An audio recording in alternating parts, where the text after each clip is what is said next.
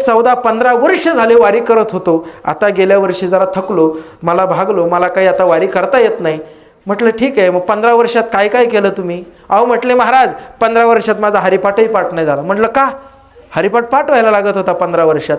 तर ते म्हटले महाराज मी कधी टाळ घेऊन वारीत चाललो नाही. म्हटले का? मला चालता येत होतं, सगळं करता येत होतं, पण मला ते काही जमलं नाही.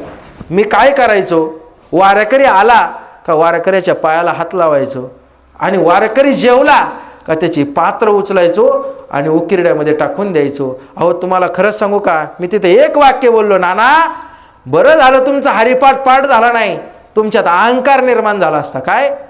बरं झालं तुमचा हरिपाठ पाठ झाला नाही, तुमच्यात अहंकार निर्माण झाला असता.